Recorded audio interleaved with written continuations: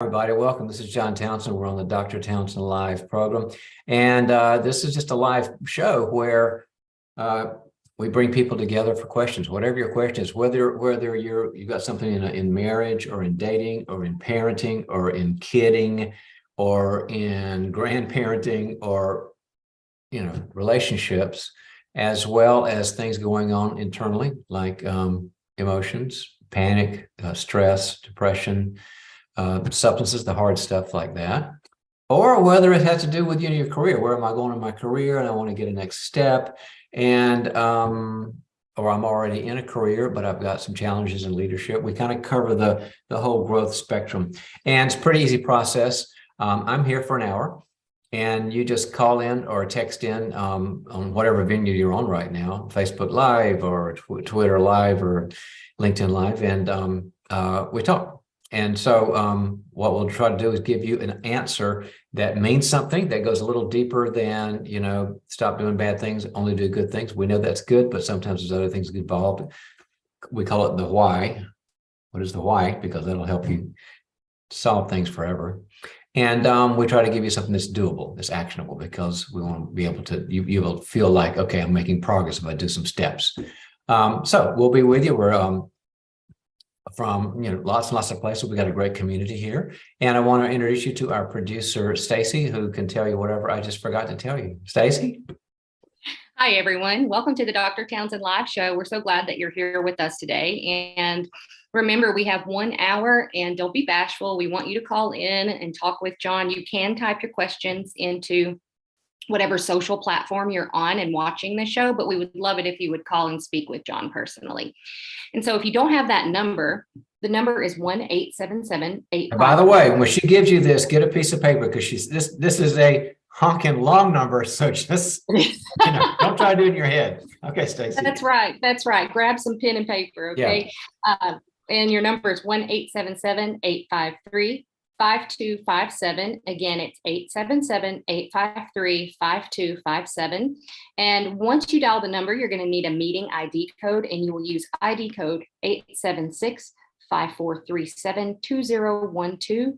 Again, it's 876-5437-2012. And when you enter that, you will be placed in the waiting room. And then once you're connected with John, you'll be able to ask him your question. And we want you to just give us your first name only and where you're calling from. And please disable your camera for privacy purposes. And without further ado, take it away. All right. Thanks, Stacy. And welcome here. And while she's interviewing people and seeing, how we can help the most people today, I want to talk about the idea of going into the healing process, whether you're healing from a relationship issue or even trauma or some bad thing that happened, and how important that is, but the value of a thing called structure within that. Now, what I mean by that is any kind of process has several elements. Process of healing. For example, number one, we need support and people that get it. You can't be around people that are, toxic or judgmental or, sort of like get over it or can't connect with emotions and feelings. You got to be around a support system that's warm and can make the relationship. It's what I always call one of the two S's. The first S is you must have support, but the second S is structure, meaning that while there's so much good that comes from knowing that people get it and they care about you and they would never leave you and they're on your team and on your side at very, very deep levels where maybe nobody else has understood you. You also need a path. You also need some action steps, and that's what structure is. That's why some people get into counseling, and you go to counseling once or twice a week, and you start at a certain time and you have to leave at a certain time. That's structure, right? And also you have to have life structure, like to be able to get up in the morning and go to work and work out and pet your dog or whatever, and then go to your job and organize your job. And the reason I say that is because when we don't have structure, our brain kind of goes crazy. Our brain begins to get confused because our brain loves structure. The brain loves knowing that there's order. I don't mean like some kind of really anal retentive, like, okay, how many pencils and pens do I have in my holder? That's not the kind of structure we're talking about, but that there is an order to life. And people who are healing often, either they had chaos when they were a little girl or a little boy, or they're in chaos right now, financial chaos, kid chaos, bad relationship chaos, and they get lost.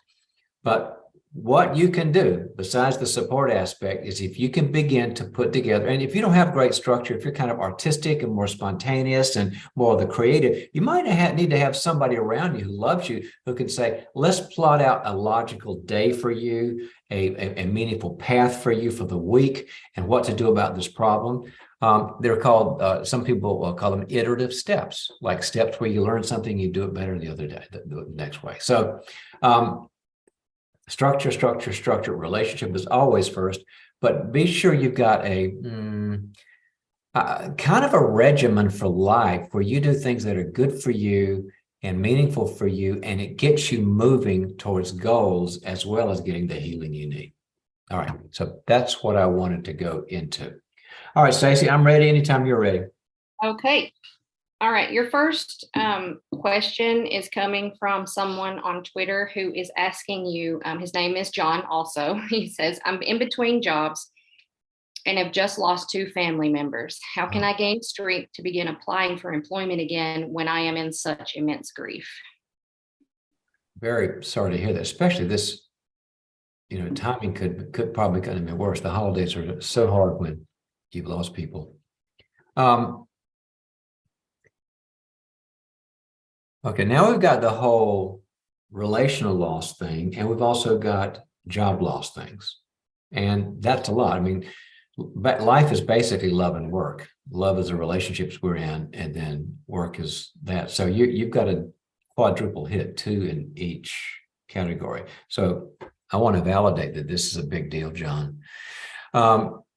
Most people, when they find that they're sad and depressed and grieving, they still, get up and get with their coach or whoever, their pastor, and they talk about how to get to employment and all that. If you're telling me, though, and I want to make sure I get this because we're not back and forth, and I want to make some assumptions because of I'm talking only about this paragraph of information you gave me. When you say I cannot go to the employment agency because it takes, it's not easy. I mean, you go there, you got to apply, you got to make the appointment, you got to answer questions, you got to fill out forms. It's nobody that has ever lost a job understands how hard it is. So, but most people, even within some kind of lost state or frustration state, can still get up, put a pot of coffee on, get their coffee, go there, start making the applications. You, however, are saying, no, I can't do it. And I am going to assume then this is when willpower is not working, because I'm sure you like jobs because you've been working, but something's happening inside so that your willpower is now devastated. The worst thing you can do is say, well, I'll use more willpower. And, and a lot of people are kind of into that. Well, just try harder. Well, after a while, you try harder. I mean, talk to an athletic coach, and the try harder breaks down after the 15th rep, and you just sit there while it's crushing your chest because it's over. You can only do so much. So I am not at all suggesting, well, John, just, get up in the morning and try harder. No, that's something else that's broken inside. My hunch is it has to do with the meaning of those losses for you. People you love deeply, people you cared about, people that meant something for you, people that you needed, as well as whatever the jobs were.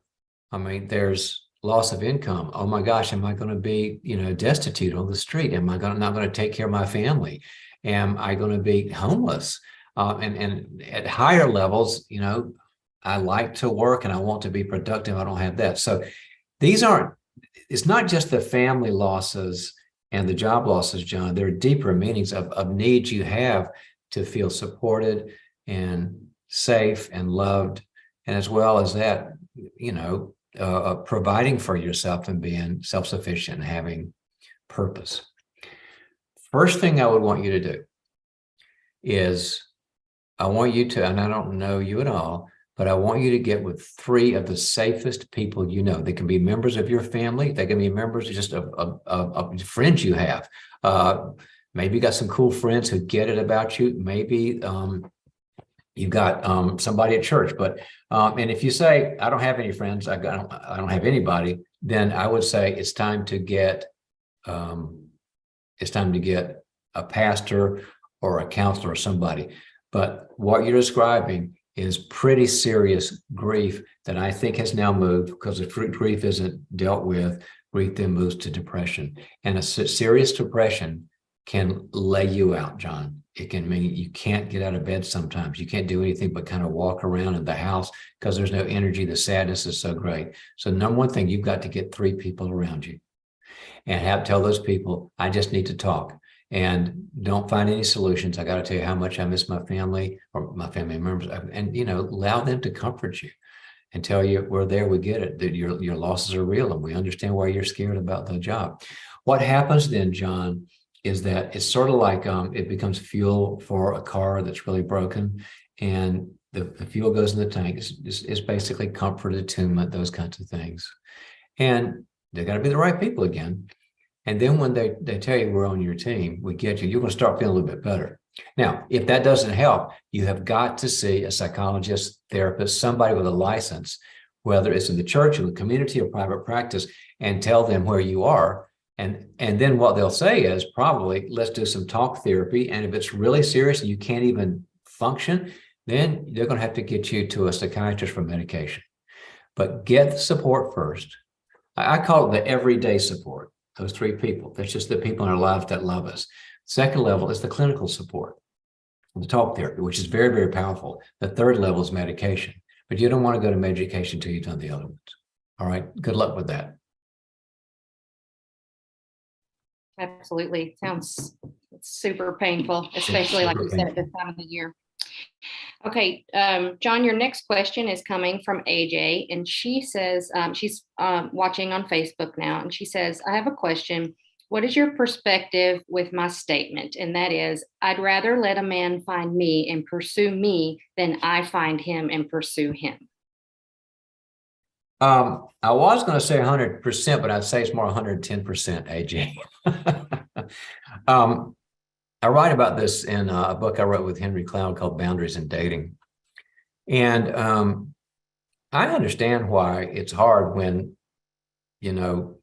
you're in a community where guys are passive and sort of wait for us to take for the woman to take the first step. But I'm a big fan of you not doing that. And the reason I say that is because men and women are, we're alike and we're different. I think we're more alike each other than we are different. I don't believe in, we're totally 2 different planets here. I believe that we've got very much the same needs and passions and makeup inside. But one difference is that one thing that helps a man be a really functional man is to learn how to take initiative and to take risks. Meaning, for you to chase him means, in a way, he can be back with mom again, who, said, shall I cut the edges off of your, the crust off of your peanut butter sandwich? Because guys have to make sure that they are moving away from mom. They love mom, will always love mom, but they can't wait for somebody to come and wait on them and dote on them. It doesn't develop their aggression. It doesn't develop their creativity, their power, their ambition. And so they've got to take risks. Now, women do too. So not saying they don't. But for a man to pursue a woman involves risk because, AJ might say, sorry, not the right guy. And then he's going to feel bad and have to, get back on the saddle. But it's good for him. So here's what I suggest, AJ, is instead of you chasing guys down, is that you let the guy know that you are available. That you, if he asked, would say yes to going out. And there's ways that people do that all the time. I mean, wherever you are, if you're at work together or in the supermarket or you're at church together, you're working out together, work on, I'm sorry? So caller, is that you, AJ? Caller, you are live with us. Is this AJ? This is Wanda Bird. Oh, okay. Londa, hang on Londa, if you will, hang on with us just a minute while Dr. Townsend finishes this question, and then he'll be right with you, okay? Oh, sure. Yes. Thanks so Hi. much. Thanks, Linda. And that just means warmth, friendliness, interest. You know, guys know when somebody's not into them if they've got a clue or not. I mean, she's kind of quiet. She looks around. She kind of wants to go help rescue me. She's not that into you, right?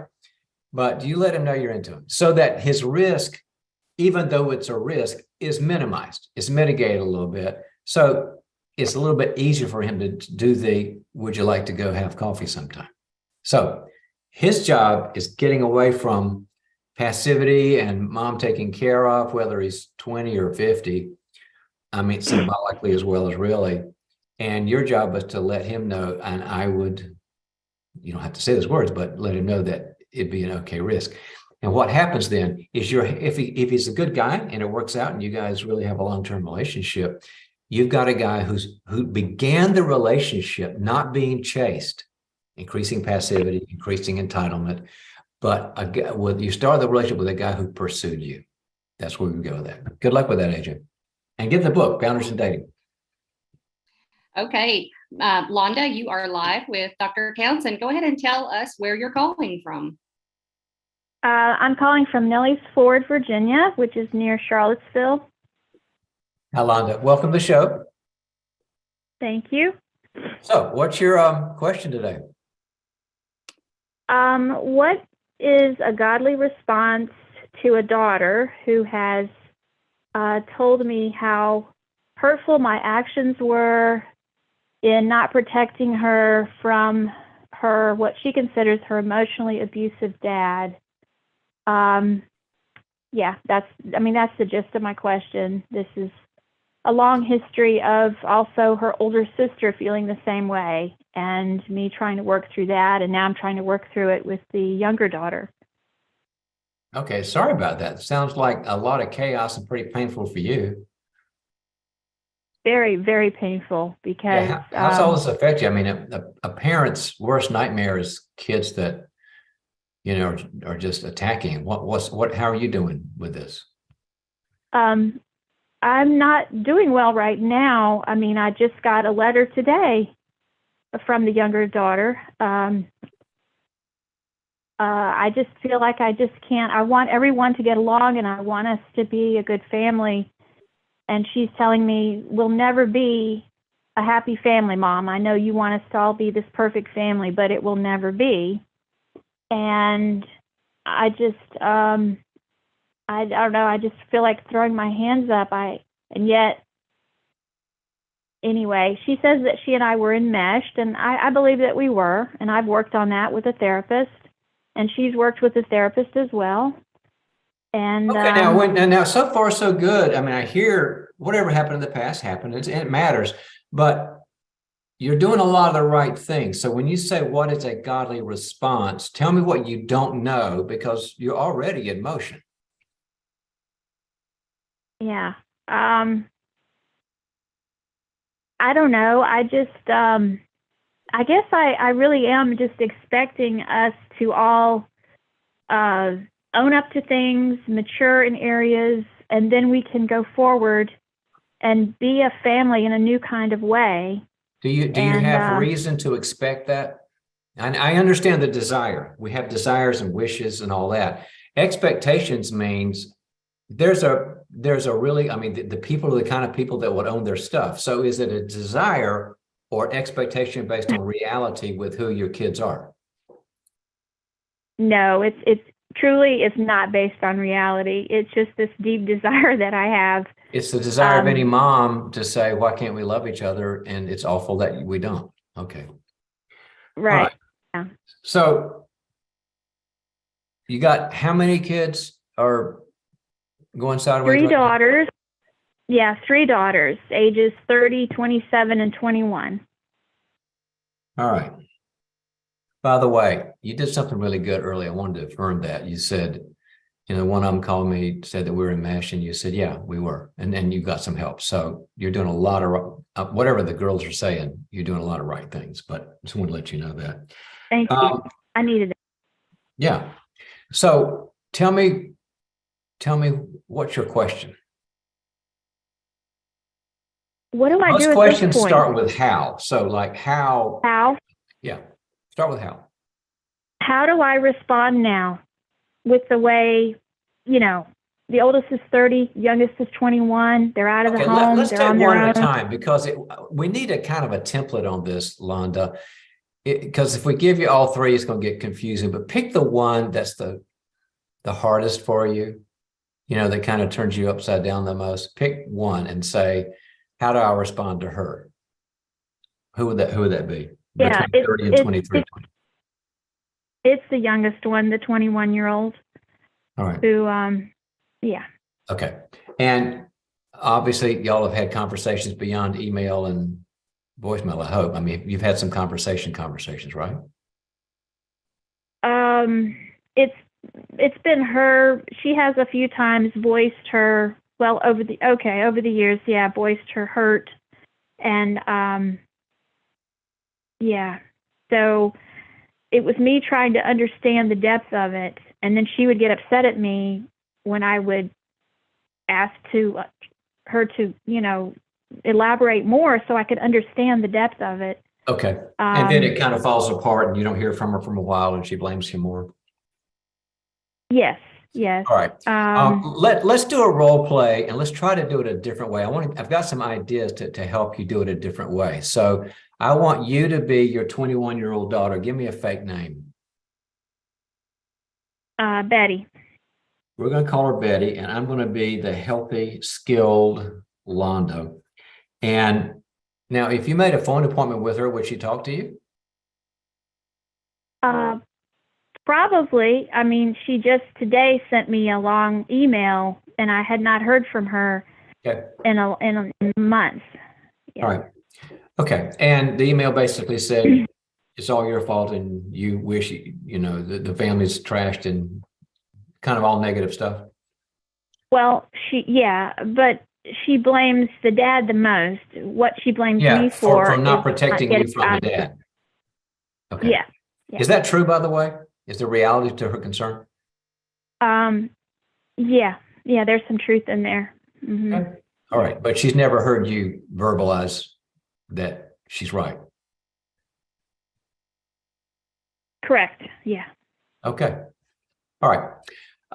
Okay. So you just be her and whatever your 21-year-old does, and whether it's blame or whether it's escalate. But I want to give you an idea of how to do this with a little more skill because I think the answer to your question is going to be a conversation down the line. And if that goes well, then with the other two, that's kind of the path. Does that make sense? Okay.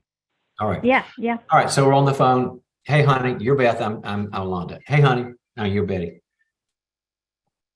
Okay. Hi, honey. Hello. How are Mom, you? I just really needed to. I'm not doing too good. I just really need to get some things off my chest, Mom. I love you, but you really caused me a lot of hurt, multiple times, and I'm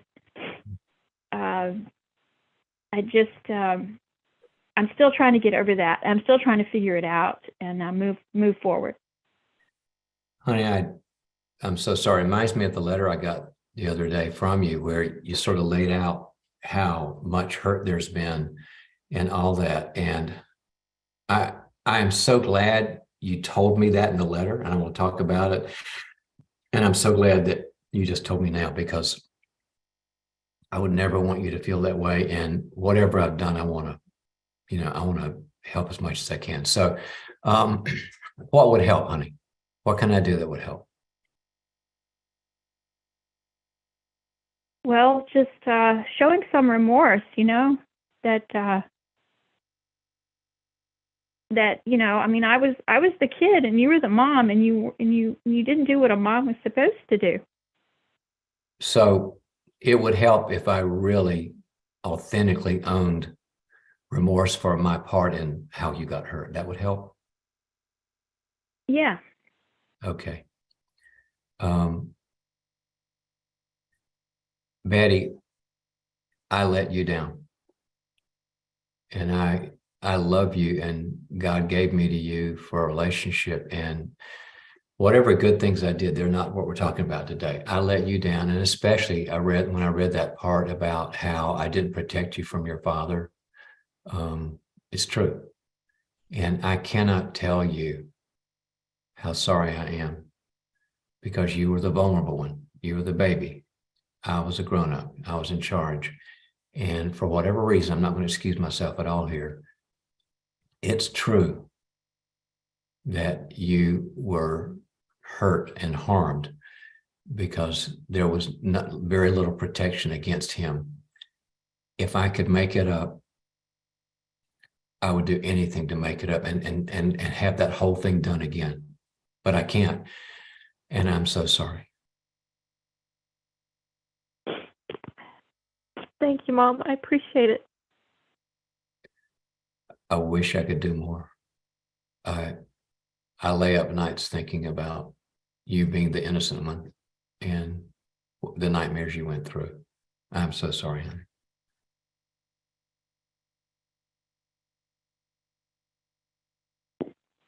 Well, maybe we can just, take one step at a time and go forward. I would do just about anything to take those steps with you. If what it takes is just you hearing me own it and mean it, and maybe you can start to, in your own healing, you can start to trust me again as somebody who would be good to you now. It's too late for the other, but maybe somebody who'd be trustworthy and good. I would do just about anything to get that. So here's my thought. Could we get together? All right, time out. Are y'all in driving distance, or are you 2 continents away, or what are you? Let's see, about 4 hours, 2 to 4 hours. If there's any way possible, and I would do most of it, maybe meet halfway between us, or maybe I'll just go there to where you are and just have lunch. And if you have other things to bring up that you're concerned about, I'm going to bring a legal pad and a paper and a pen, and I'm just going to write down the things that are your concerns. And I'll do everything I can that's true and real to change how I am. So that you'll know that I'm not denying anything. That would be I would love that first step, just to have lunch with you and have that conversation. And it would be a privilege. Are you open to that? Yeah. Okay. Okay. Yeah, that would be. All right, Londa, you did really, really well. And I could tell, you were deeply channeling Betty. In other words, you feel what your girl goes through. And I'm very impressed with your ability to have empathy over somebody who's so mad at you. Very hard for sometimes when somebody's upset with us and blaming us to feel empathy for them. But way to go. That was a very good sign of character. Thanks. But I know she was hurting, but I was just so fearful and so I don't know. You were paralyzed with fear. And I want you to tell your support people that, but don't tell Betty that when you see her, because she'll go, okay, right. But you're the grown-up, you're paralyzed. She's the wrong person for that. Maybe later when y'all have more of a right. Relationship. Yeah. But I think if that's kind of who she is, you have a really good chance of this working. And so I want you to tell me or our community here one thing you learned about how to have that conversation that you can take away with you. Just one thing. That kind of a little nugget that will be helpful. Oh, put yourself in your child's shoes.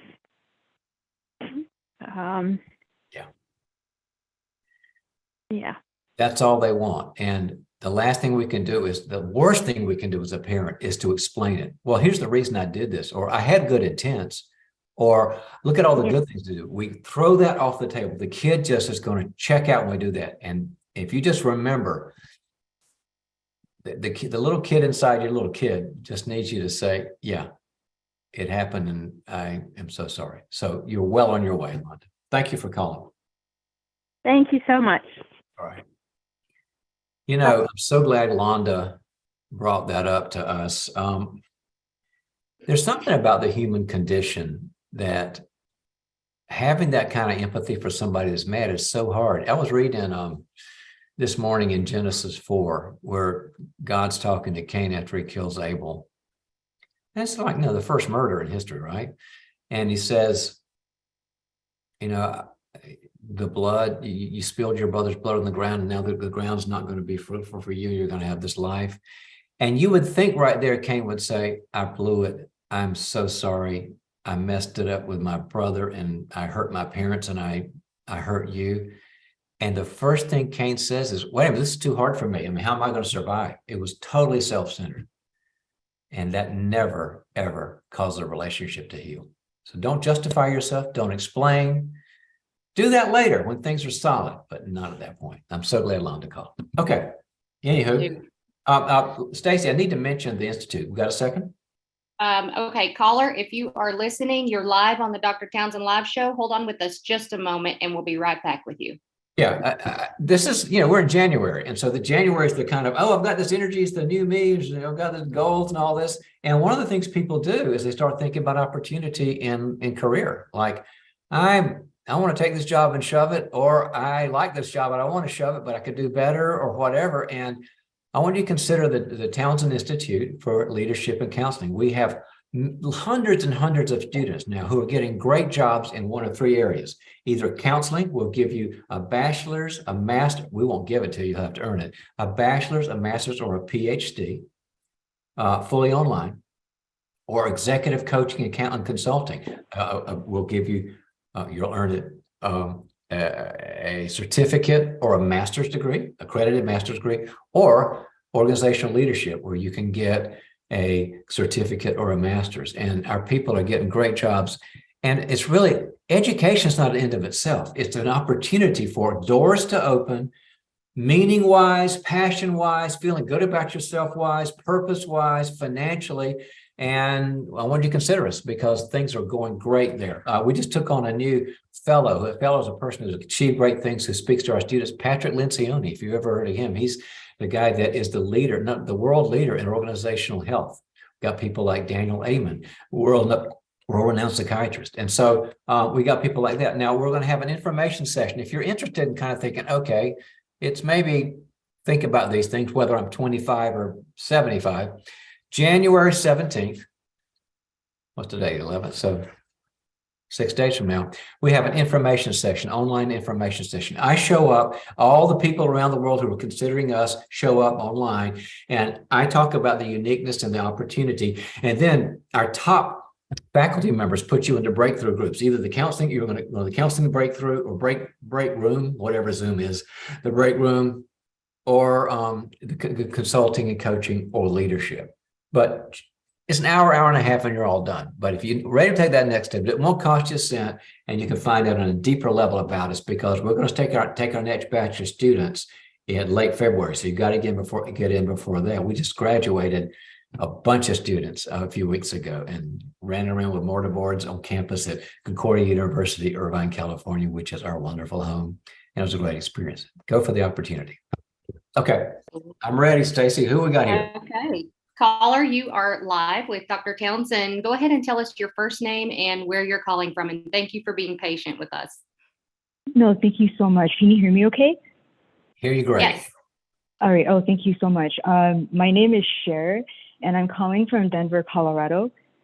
S-H-E-R what? Oh, I guess we can go Sherry. S-H-E-R-R-I-E. S-H-E-R-R-I-E from Denver, Colorado. Hi, Sherry. Hi. What's your question for us today? So I'll just start with the question first. I really appreciate you guys taking the time to take my call. I really appreciate it a lot. I am asking, so my question is, what can I do to help my friend heal? So I really hurt someone a lot. I was really good friends with somebody. And my counselor at the time told me that it's a serious friendship. But basically, I have a history of abuse, and several therapists have diagnosed me with like some PTSD or something. And I've also been diagnosed in the past with depression and anxiety. And so you can just imagine how that came into play in my relationship with him. And so basically, he basically says that I don't trust him, and I think the relationship was very triggering for me because I think vulnerability is probably a trigger for me. And I felt scared that, you know, like he would treat me like my family did. I kept questioning as to whether or not he cared about me. But he does have a consistent pattern of taking responsibility. And he gives genuine like apologies. Like he'll explain like, you know, that, hey, I shouldn't have done this. And then he acknowledges the impact it had on me. And like he really listens and is attentive when I tell him that he hurt me. Yeah, that sounds And like so, really pretty healthy stuff there so far. Oh yeah, definitely. And so for some reason, for a long time, and even right now, sometimes I get scared and think that I get scared even though we're not even friends anymore. And so I ruined our friendship. And so, because I couldn't stop like worrying about whether or not he really cared about me, because there's some things that happened in the relationship that were kind of triggering for me. And so I think he fell into a depression. And I think I don't want to say too much private stuff about him, but my understanding is apparently he tried replacing me, but didn't find anything deeper. And so I can just imagine that he's in a situation where, you know, he might be a little bit stuck in a sense that it's not safe enough to be with me. And then at the same time, probably. Okay, now let me make sure I get this. You said I want some help in helping my son heal, but I haven't heard son in the narrative yet. Sorry. Sorry, my friend. Oh, my friend heal. I got you wrong. Okay. Oh, So sorry. Yeah. there's no relationship left because there was so much, you know, pain between you guys, and there's no connection. But you would still like to be, let's call it, an agent of healing for him somehow, right? Yeah, I want to know what I can do for him. Like, even if I never get to see him again, I want to leave knowing that I did everything I could for him, you know? Well, yeah, there's not a lot we can do if we never see somebody, except for certainly pray for them. So I don't want to start there because that's kind of the whole answer and we can't go anywhere. Is there a chance that, let's call him Tom, is there a chance that Tom would ever be open to some kind of friendship, or has he just said that's it forever? He said he doesn't want to be friends again in the future, but he said stuff like that before and came back. So it's possible he might come back again. And he has told me that, you know, how no matter how long I shut you out, I'm always coming back to you because you're my best friend. And there have been times that he said things like, I'm not going to be close to you anymore. And then right after that, he says, I need to withdraw from close ones. So then it's just kind of confusion. He's in conflict about you, Sherry, whatever it is. And people that take a lot of responsibility, sometimes too much responsibility, will do that. They'll kind of give and give and give, and then they'll go, oh, I'm draining here. I'm letting myself lose myself, and they'll pull back. But they still want the relationship, so they come back in. It drives the other person crazy because they're so in conflict. So I think that's part of what's going on. Here's what I would suggest. I'm not a kind of, you know, give up on everything person all the time. Can you, I don't know, is he open to any kind of, email or a text or a lunch, or is he saying no contact from me at all? When I have sent him messages, I know he reads them even if he doesn't respond. So it's possible I could send him like an email or something. Or all right. Have you heard the show before? The show? I mean, the one we're on now. Oh, right. Yeah, I have listened I have tuned in a couple of times. Okay. You know, in the last call, and I'll do this sometimes, when somebody's got somebody in their life that's really alienated from them, I have a structure for that about offering a time where that person can have their day in court with us. Have you ever done that with him? No. That's what I would suggest. Whether it's text or whatever, people need to know that the person that when we haven't been everything we should be, I'm sure you're sure, they need to know that the person really gets and is concerned about their negative impact. They don't want to excuse it. And so when things are so far apart, like you are with Tom, what I would suggest is an email. And you just say the following. I hope you're well and all that, but I miss our relationship, and I'm a big part of why we're not together.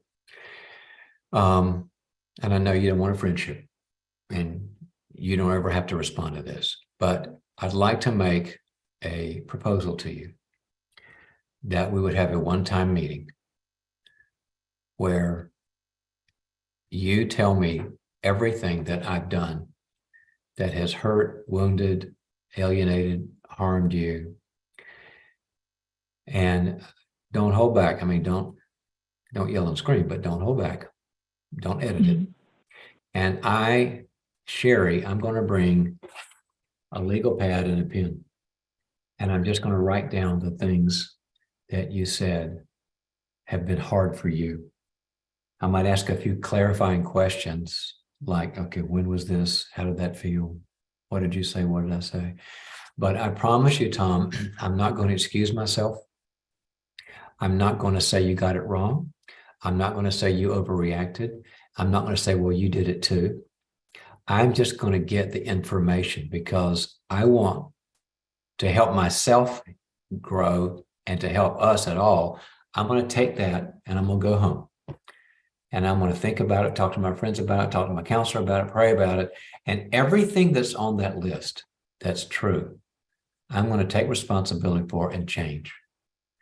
And I would like to have a second meeting after, I don't know, a week or two, where I come back and I bring my little list and I go over it, because I would like for you to see that I don't want to defend myself. I want to truly help own everything I can that hurt you, to just see that maybe I can help you and I can help me. And then we decide together if you want to have a third meeting. Okay. No, thank you so much. I mean, that's really helpful because I have especially over 2020, I wasn't sure if I was going to lose him to, COVID or, stuff like that. And so I did spend time, thinking about what I did. And then I would send him my corrections of myself, my misunderstandings of him, everything I could think of. But I appreciate you bringing this up because then I can get it straight from him instead of me. There you go. There you go. You picked it up. So instead of you coming in, here's 14 things I screwed up on. He doesn't have his day in court. He's just being there listening. It's kind of like, I don't know if she gets how I feel, but if you say, here's the pen, you tell me, I'm telling you, it's so powerful. It doesn't happen much in this world for somebody to say, tell me where I hurt you. And they say the first thing, they say, well, you were suspicious of me all the time. Okay. Tell me what it was like for you. Okay. They think that they've died and gone to heaven because nobody does this. But I have seen miracles happen when it's sort of like we fall on our sword a bit of our defensiveness and say, you're worth me owning this stuff. So good luck with that, Sherry. I hope it goes well. Okay. Thank you so much. I really appreciate your time. All right. Take care. Now, sometimes I don't want to go too far on this because some people that tend to be more uber ownership and a little bit masochistic, they go nuts with this, and then they'll have that meeting and say, yes, I'm the worst person in the world. And yeah, I am the devil. And no, don't do that. Own what is real and true. That's the best help for any relationship. Anyway. Absolutely. Agree. Okay, John, it looks like your next caller's on the line. You are live with Dr. Townsend. Go ahead and tell us your first name and where you're calling from. Caller ending in 457. Are you with us? Maybe not. Can you hear me? Oh, there she is. Yes, we can hear you just fine. Welcome to the show. Go ahead and tell Dr. Townsend your first name and where you're calling from. Hey, Dr. Townsend, this is Dr. Crystal. You know who I am. We have met, and I have served you at the AACC conferences Now say your first name. in You the sound past. familiar. What? Say your name again. Crystal Pritchett. Crystal. Hey, Crystal. Well, How you good to doing? talk again. And where are you? What, like, country or state or whatever you are in? I'm in Hampton, Georgia, right outside of Atlanta. Very good. Well, welcome to the program. What's your question for us today? I've had some challenges this year with, well, really throughout my life with my mother. And she claims to be a believer, yet we just don't see eye to eye on so many things. And a lot of the pain that I am struggling with her right now is her treatment towards me during my childhood and even up until now. I'm 56 years old. She's 73 years old. And I attempted counseling with her, and her counselor basically has heard one side of the story, but he's biased. He's supposed to be a Christian counselor, but he's biased. So I have refused to continue counseling with her because she hasn't told the truth. And it's like she refuses to get to the bottom of what my pain is. And so in the past, I have really stopped communicating with her. But in attempt to walk in love and walk in forgiveness, I've tried to set some boundaries, but it has been extremely painful. What kind of boundaries are you trying to set, Crystal? I don't, she's in Philadelphia. So I'm sorry, could you speak up just a little bit? We don't have a casual, loving conversation. We don't have casual, loving conversations anymore. Right, but what's it? Give me a sense of one of the boundaries that you're having to set, so I get a feel for it. She's just not involved in my family. She's just not involved with me and my husband and my children anymore. So that's the boundary you set was, you, Mom, until you change, you can't be involved with our family. Do I have that right? Correct. All right. Okay, this is serious stuff. Okay, so what's your question for right now? So I'm trying to, from a Christian perspective, for someone that's been abusive to you verbally and emotionally, how do you reach back, or what is your stand, or what is your suggestion for the stand that I should take? Am I being disrespectful? Am I being dishonoring? Okay. Or am I in this place of, people keep saying I'm not forgiving her, but she's not addressing the issue. Okay. And she goes right back and does the same thing that I have been trying to get her to understand. I got you. Since I've been in the cell. Okay, totally get it. It's a big problem, Crystal. All right. Let me kind of I'm going to give you two paths, and one will come before the other one, and see if this helps. The first one is, I totally understand why it would break down between you and her counselor, because the counselor is biased. We call that contamination. When you're seeing somebody in couples or relational counseling that already has an ongoing relationship, well, how do you know you can trust what the person says? And there's a history, and it's not good. So path number one, I think, Krista, would be to offer Mom, I'd like to have sessions with you where we see somebody fresh that doesn't know either one of us, because then you're coming from a neutral playing field, and then that person's listening to Mom and that person's listening to Crystal, and it can go much, much better. But let's suppose she refuses, or it breaks down, or whatever. I want you to have another path. And the path has to do, you said you want a Christian approach. So I'm going to give you a Genesis 2 approach, because Genesis is a very important book. And it has to do with some numbers you gave me. The numbers you gave me with I, Crystal, am 56, and my mother is 73. Correct.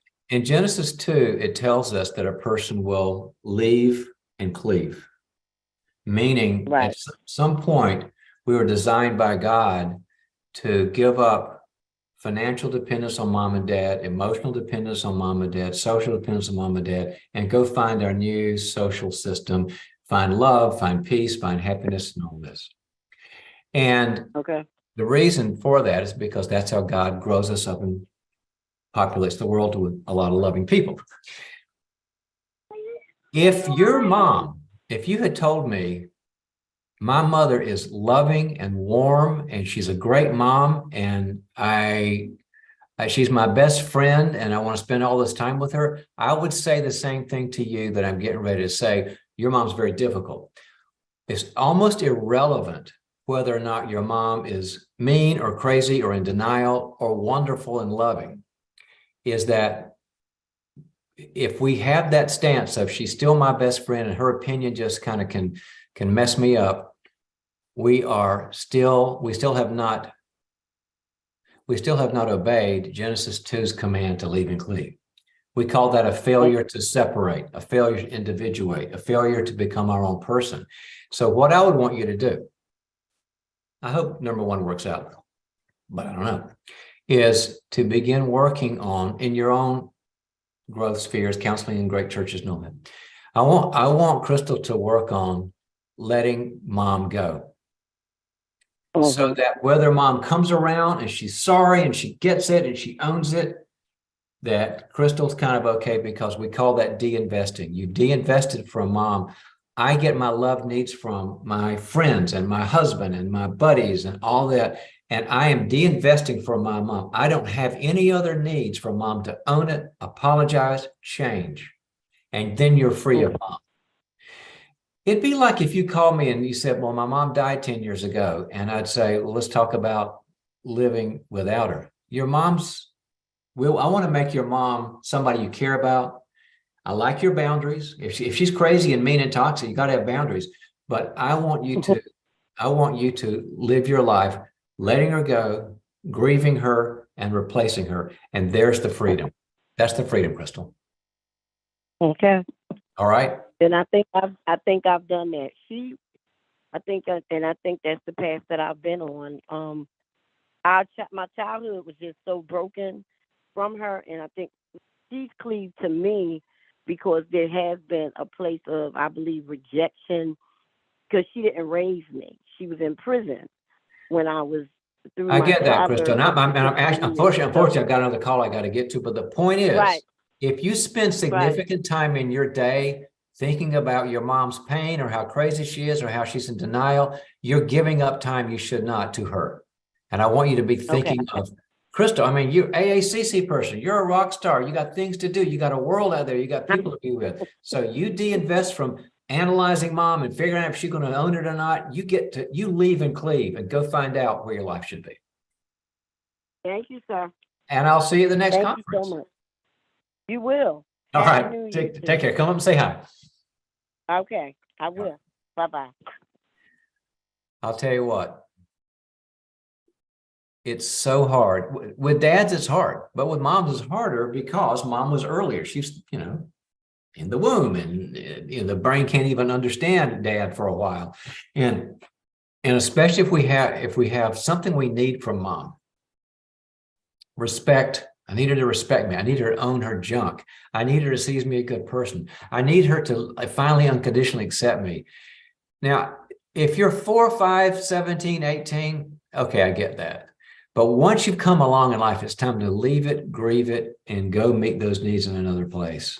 Henry Cloud and I, I forgot to tell Crystal this. Henry Cloud and I wrote a book on this called Our Mothers Ourselves.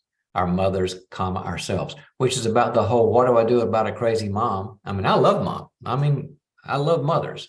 But Henry and I felt like there's so many dad books out there in the Christian world about, abandoning dads and alcoholic dads and abusive dads. And there just wasn't any, weren't a lot of mom books.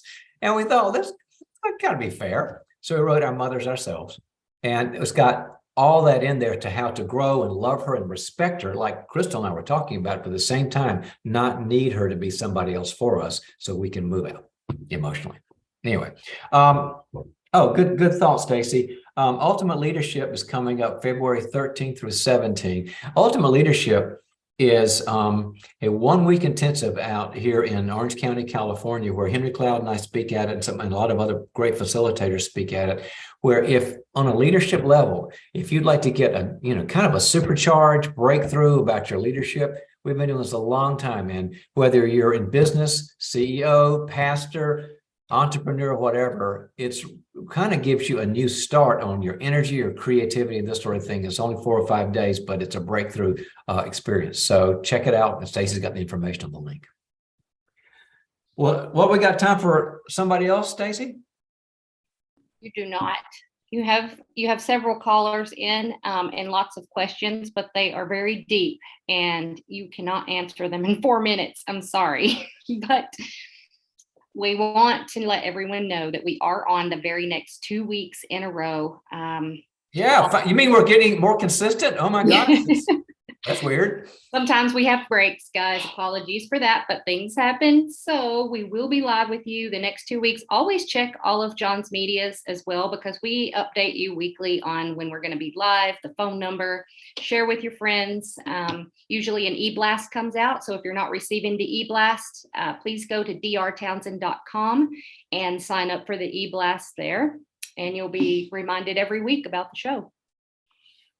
Yes, indeed. Before we go, I need to affirm something. I was mulling as I was in the experience, everybody in the program with these difficult relationships showed enormous vulnerability and also care for the other person. Like I said, it's easy to love a lovable person. I mean, you want somebody that is nice to you and kind to you, and great, no big deal. But to still want to love somebody who's very hard to love. I just want to say, bully for you. Guess who else did that? God did it. It's a good model for us. So have a great week. We'll see you next week.